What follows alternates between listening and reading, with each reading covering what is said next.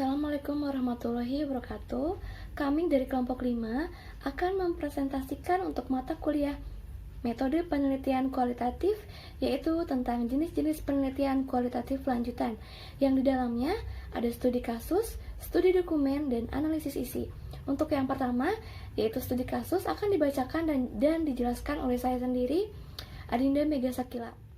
Baik, studi kasus merupakan serangkaian kegiatan ilmiah yang dilakukan secara intensif, terperinci, dan mendalam tentang suatu program, peristiwa, dan aktivitas, baik pada tingkat perorangan, kelompok, maupun lembaga atau organisasi untuk memperoleh pengetahuan mendalam tentang peristiwa tersebut. Biasanya, peristiwa yang dipilih yang selanjutnya disebut studi kasus adalah yang aktual atau real life event yang sedang berlangsung, bukan sesuatu yang sudah lewat. Masalah atau kasus itu sendiri bisa berupa kejadian atau peristiwa yang sangat sederhana, bisa juga spesifik, dan para peneliti memilih salah satu yang benar-benar spesifik. Dan STEK membuat rambu-rambu untuk menjadi pertimbangan peneliti yang meliputi. Jadi STEK ini tuh membuat pertimbangan apa yang harus dilakukan peneliti sebelum melakukan penelitian. Yang pertama itu ada hakikat atau sifat kasus itu sendiri. Yang kedua, latar belakang terjadinya kasus. Yang ketiga, setting fisik kasus tersebut. Yang keempat, konteks yang mengitari, meliputi faktor ekonomi, politik, hukum, dan seni. Yang kelima, kasus-kasus lain yang dapat menjelaskan kasus tersebut. Yang keenam, ada informan yang menguasai kasus yang diteliti oleh peneliti. Lewat studi kasus, sebuah peristiwa akan terangkat ke permukaan hingga akhirnya menjadi pengetahuan publik. Diakui bahwa ada 3 persoalan yang memang tidak mudah dalam melakukan studi kasus, yaitu yang pertama, bagaimana cara menentukan kasus yang akan diangkat sehingga dianggap berbobot secara akademik. Yang kedua, bagaimana menentukan data yang relevan untuk dikumpulkan. Yang terakhir, yang ketiga, apa yang harus dilakukan setelah data terkumpul. Untuk materi selanjutnya, bagaimana studi kasus dilakukan, Yunus menggambarkan objek yang diteliti dalam penelitian studi kasus hanya mencitrakan dirinya sendiri, secara mendalam, detail, lengkap untuk memperoleh gambaran yang utuh dari objek. Dalam artian bahwa data yang dikumpulkan dalam studi dipelajari sebagai suatu keseluruhan utuh yang terintegrasi. Itu sebabnya penelitian studi kasus bersifat eksploratif. Sifat objek, kajian yang sangat khusus menjadikan bahan pertimbangan utama para peneliti untuk mengkolaborasikan dengan cara mengeksplorasi secara mendalam. Peneliti tidak hanya memahami kasus dari luarnya saja, tetapi juga dari dalam sebagai entitas yang utuh dan detail. Itu sebabnya salah satu teknik pengumpulan data melalui wawancara mendalam. Untuk memahami lebih jauh tentang subjek, peneliti studi kasus juga dapat memperoleh data melalui riwayat hidupnya. Selain wawancara, ada 5 teknik pengumpulan data penelitian studi kasus. Yang pertama, yaitu dokumentasi. Yang kedua, ada observasi langsung. Yang ketiga, ada observasi terlibat. Yang keempat, ada itulah cara teknik pengumpulan data dalam studi kasus selain wawancara. Masing-masing teknik pengumpulan data dibuat untuk saling melengkapi. Inilah kekuatan studi kasus dibandingkan metode lain dalam penelitian kualitatif. Ada juga manfaat penelitian studi kasus. Menurut Lincoln dan Guba, keistimewaan studi kasus meliputi hal-hal sebagai berikut. Yang pertama, studi kasus merupakan sarana utama bagi penelitian emik, yaitu menyajikan pandangan subjek yang diteliti. Yang kedua, studi kasus menyajikan uraian menyeluruh yang mirip dengan apa yang dialami pembaca dalam kehidupan sehari-hari. Yang ketiga, studi kasus merupakan saran efektif untuk menunjukkan hubungan antara peneliti dengan subjek atau informan. Yang keempat, studi kasus memungkinkan pembaca untuk menemukan konsistensi internal yang tidak hanya merupakan konsistensi gaya dan konsistensi faktual, tetapi juga keterpercayaan. Yang kelima, studi kasus memberikan uraian tebal yang diperlukan bagi penilaian atau atas transferabilitas. Yang keenam, studi kasus terbuka bagi penilaian atas konteks yang turut berperan bagi pemaknaan atas fenomena dalam konteks tersebut. Untuk yang terakhir ada langkah-langkah penelitian studi kasus. Untuk yang ini mungkin agak panjang, jadi saya hanya sebutkan saja. Dan untuk lebih lengkapnya, teman-teman bisa lihat di makalah yang sudah kelompok kami kerjakan. Yang pertama ada pemilihan tema, topik atau kasus. Yang kedua ada pembacaan literatur. Yang ketiga ada perumusan fokus dan masalah penelitian. Yang keempat ada pengumpulan data. Yang kelima ada penyempurnaan data. Yang keenam ada pengelolaan data. Yang ketujuh ada analisis data. Yang kedelapan ada proses analisis data. Yang kesembilan ada dialog teoretik. Yang kesepuluh ada triangulasi temuan atau konfirmasibilitas. Yang ke-11 ada kesimpulan hasil penelitian. Yang ke-12 ada laporan penelitian. Mungkin cukup sekian yang dapat saya sampaikan. Terima kasih. Selanjutnya dilanjutkan oleh teman saya. Assalamualaikum warahmatullahi wabarakatuh. Nama saya Bagus Haryanggoro. Saya menjelaskan tentang materi selanjutnya, yaitu studi dokumen. Dokumen berasal dari bahasa Latin yaitu docere, yang berarti mengajar.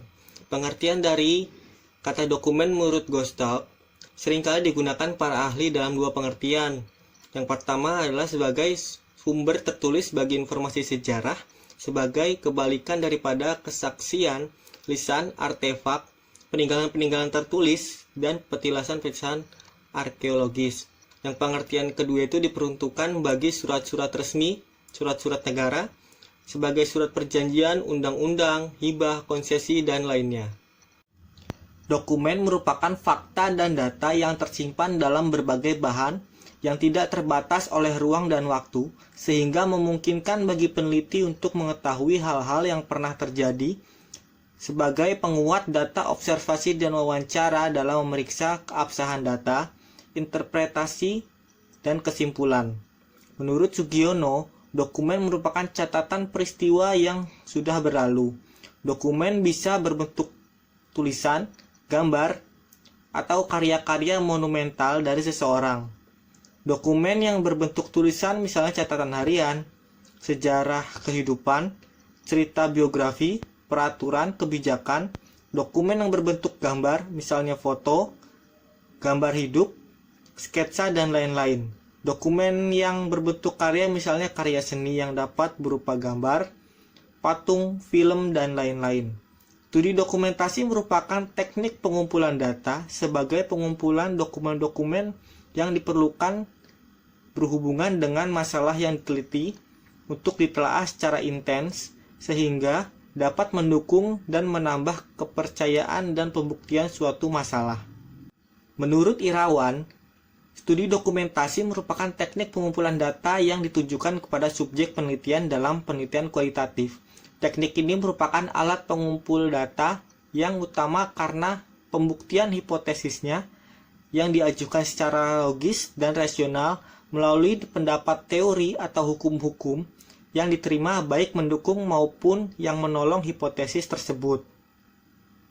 Dengan studi dokumentasi ini, peneliti dapat memperoleh data atau informasi dari berbagai sumber, tertulis atau dari dokumen yang ada pada informan. Studi dokumen dalam penelitian kualitatif merupakan pendukung teknik observasi dan wawancara.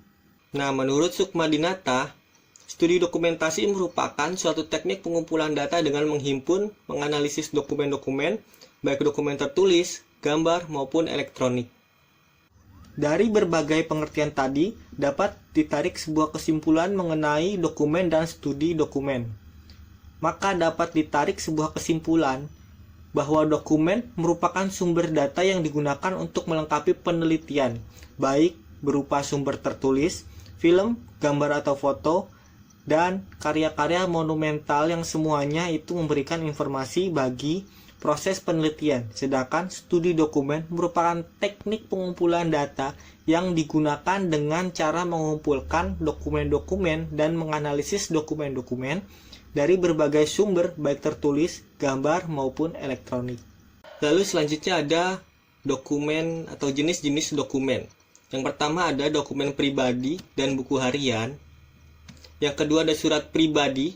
Yang ketiga ada autobiografi. Yang keempat ada dokumen resmi. Yang kelima ada fotografi. Yang keenam ada data statistik dan data kuantitatif lain. Selanjutnya ada posisi studi dokumen dalam penelitian kualitatif.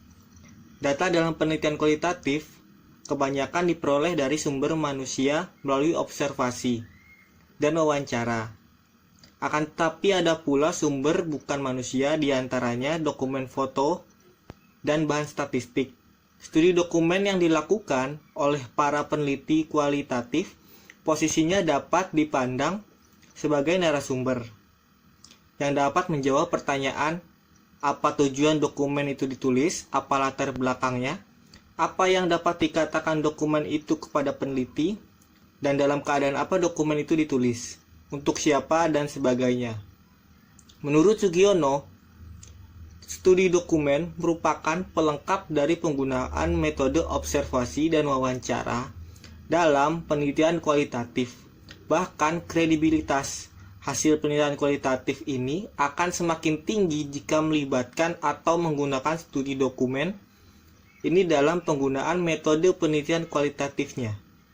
Lalu ada penggunaan studi dokumen dalam penelitian kualitatif.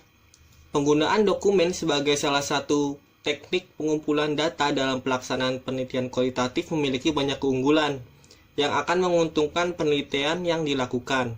Hasil penelitian yang diperoleh dari proses observasi dan wawancara akan lebih tinggi kredibilitasnya atau lebih dapat dipercaya jika didukung dengan dokumen-dokumen pribadi dari pihak yang diteliti, baik berupa dokumen gambar atau foto, catatan harian, autobiografi, dan lain sebagainya. Creswell menyebutkan ada beberapa keunggulan penggunaan dokumen sebagai teknik pengumpulan data. Yang pertama, memungkinkan peneliti untuk memperoleh gaya bahasa dan kata-kata dari partisipan. Yang kedua, dapat diakses sewaktu-waktu sesuai kebutuhan peneliti untuk sumber informasi yang tidak menonjol. Ketiga, menampilkan data yang menjadi perhatian partisipan. Yang keempat, sebagai bukti tertulis, dokumen menghemat waktu peneliti dan biaya perekaman. Dalam penggunaan studi dokumen, tidak semua dokumen yang ada dapat selalu diakses dengan mudah dan siap digunakan oleh peneliti. Creswell mengemukakan beberapa keterbatasan dari penggunaan dokumen sebagai teknik pengumpulan data yang mungkin akan sering ditemui peneliti dalam proses pengumpulannya, yaitu tidak semua orang memiliki gaya pengungkapan yang sama dan cepat memahami maksud dari peneliti. Yang kedua, mungkin merupakan informasi yang dilindungi yang tidak tersedia untuk umum atau hanya akses pribadi. Yang ketiga, mengharuskan peneliti mencari informasi di tempat yang sulit dijangkau. Yang keempat, mengharuskan perekaman atau pencatatan atau mencari langsung dari data dalam komputer secara manual. Yang kelima, materi-materi yang mungkin tidak lengkap. Yang keenam, dokumen mungkin tidak otentik atau tidak akurat. Assalamualaikum warahmatullahi wabarakatuh. Nama saya Devi Arizul Fatriko. Kali ini saya akan menjelaskan materi mengenai penelitian kualitatif lanjutan, yaitu di bagian terakhir, yakni analisis isi. Pelopor analisis isi adalah Harold D. Laswell yang mempelopori teknik simbol coding, yaitu mencatat lambang atau pesan secara sistematis, kemudian diberi interpretasi. Analisis isi dapat digunakan untuk menganalisis semua bentuk komunikasi, baik surat kabar, berita, radio, iklan, televisi, maupun semua bahan-bahan dokumentasi yang lain. Pengertian analisis isi menurut para ahli. Analisis isi dapat didefinisikan sebagai suatu teknik penelitian ilmiah yang ditunjukkan untuk mengetahui gambaran karakteristik isi dan menarik inferensi dari isi. Yang pertama, menurut para ahli, ada menurut Krippendorff. Analisis isi adalah, menurutnya, suatu teknik penelitian untuk membuat inferensi yang dapat direplikasi, ditiru, dan sahih datanya dengan memperhatikan konteksnya. Yang kedua, ada menurut Weber. Analisis isi adalah sebuah metode penelitian dengan menggunakan seperangkat prosedur untuk membuat inferensi yang valid dari teks. Selanjutnya, ada syarat penggunaan analisis isi. Analisis isi tidak dapat diberlakukan pada semua penelitian sosial. Analisis isi dapat dipergunakan jika memiliki syarat berikut. Yang pertama, data yang tersedia sebagian besar terdiri dari bahan-bahan yang terdokumentasi seperti buku, surat kabar, pita rekaman, naskah, manuskrip. Yang kedua, ada keterangan pelengkap atau kerangka teori tertentu yang menerangkan tentang dan sebagai metode pendekatan terhadap data tersebut. Yang ketiga, peneliti memiliki kemampuan teknis untuk mengolah bahan-bahan atau data yang dikumpulkannya karena sebagian dokumentasi tersebut bersifat sangat khas atau spesifik. Selanjutnya, ada tujuan analisis isi. Analisis isi memiliki tujuan sebagai berikut. Yang pertama, menggambarkan karakteristik pesan.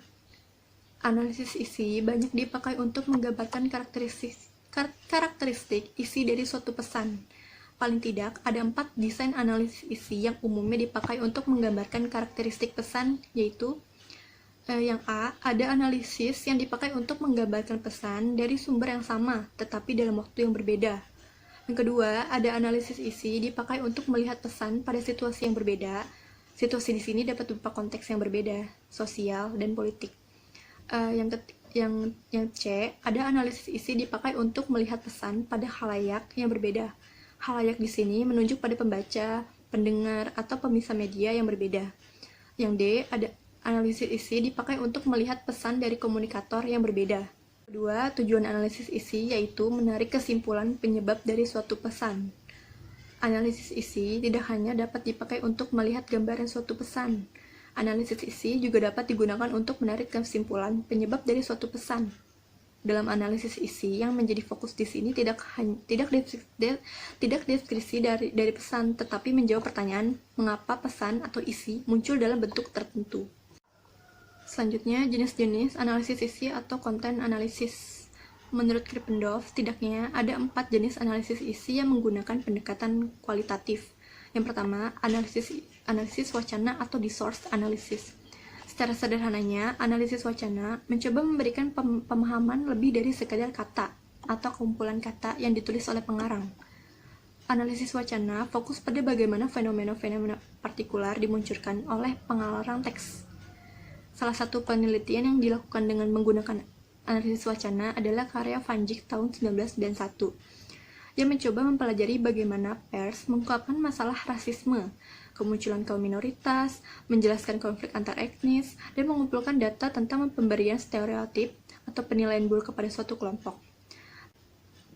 Yang kedua, ada analisis retorika. Ada analisis retorika atau rhetorical analysis. Analisis retorika berfokus kepada bagaimana pesan itu disampaikan serta dampak langsung maupun jangka panjang yang dirasakan oleh para penerima pesan atau audiens.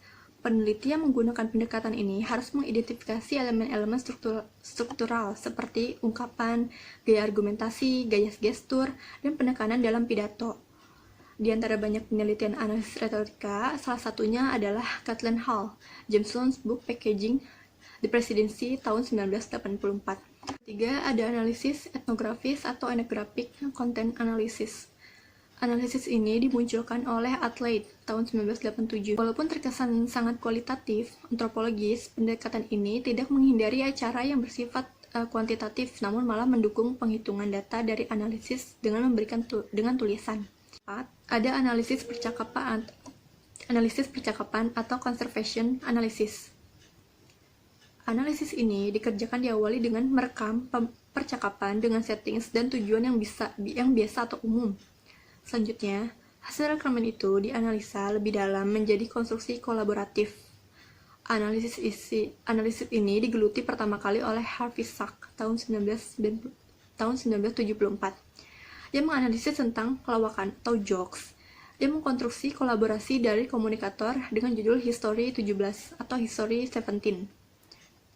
Krippendorff memberikan gambaran mengenai tahapan-tahapan yang ada di dalam penelitian ini. Ia membuat skema penelitian analisis isi ke dalam 6 tahapan, yaitu ada unitizing atau pengunitan. Unitizing adalah upaya untuk mengambil data yang tepat dengan kepentingan penelitian yang mencakup teks, gambar, suara, dan data-data lain yang dapat diobservasi lebih lanjut. Unit adalah keseluruhan yang dianggap istimewa dan menarik oleh analisis yang merupakan elemen independen. Yang kedua ada sampling atau penyemplingan. Sampling adalah cara analisis untuk menyederhanakan penelitian dengan membatasi observasi yang merangkum semua jenis unit yang ada. Dengan demikian, terkumpullah unit-unit yang memiliki tema atau karakter yang sama. Dalam pendekatan kualitatif, sampel tidak harus digambarkan dengan proyeksi statistik. Dalam pendekatan ini, kutipan-kutipan serta contoh-contoh memiliki fungsi yang sama sebagai sampel. Sampel dalam bentuk ini digunakan untuk mendukung atas pernyataan inti dari peneliti. Yang ketiga ada recording atau coding. Dalam tahap ini, peneliti mencoba menjembatani atau gap antara unit yang ditemukan dengan pembacanya. Perekaman di sini dimaksudkan bahwa unit-unit dapat dimainkan atau digunakan berulang-ulang tanpa harus mengubah makna. Ada reducing atau pengurangan data. Reducing, tahap ini dibutuhkan untuk penyediaan data yang efisien. Secara sederhananya, unit-unit yang disediakan dapat disandarkan dari tingkat frekuensinya. Dengan begitu, hasil dari pengumpulan unit dapat tersedia lebih singkat, padat, dan jelas. Yang kelima, ada pengambilan kesimpulan. Tahap ini mencoba menganalisa data lebih jauh, yaitu dengan mencari makna data unit-unit yang ada. Dengan begitu, tahap ini menjembatani antara sejumlah data deskriptif dengan pemaknaan, penyebab, mengarah, atau bahkan memprovokasi para audiens atau pengguna teks. Yang terakhir, nomor 6 maksudnya, narrating atau penarasian. Atas jawaban dari pertanyaan penelitian, narrating merupakan tahap yang terakhir. Narasi merupakan upaya untuk menjawab pertanyaan penelitian. Dalam narasi biasanya juga berisi informasi-informasi penting bagi pengguna penelitian agar mereka lebih paham atau lebih lanjut dapat mengambil keputusan berdasarkan hasil penelitian yang ada. Yang terakhir ada prosedur analisis isi. Ada 6 pertanyaan yang harus diperhatikan dalam melakukan metode analisis isi. Yang pertama, data yang dianalisis. Yang kedua, bagaimana cara pendefinisian. Yang ketiga, hal apa saja yang terkait. Keempat, apa konteks data analisis? 5. Apa batas-batas analisis? Yang keenam, apa target dari kesimpulan? Baik, penjelasan yang tadi, analisis isi adalah materi akhir dari kelompok 5. Kurang lebihnya mohon maaf. Wassalamualaikum warahmatullahi wabarakatuh.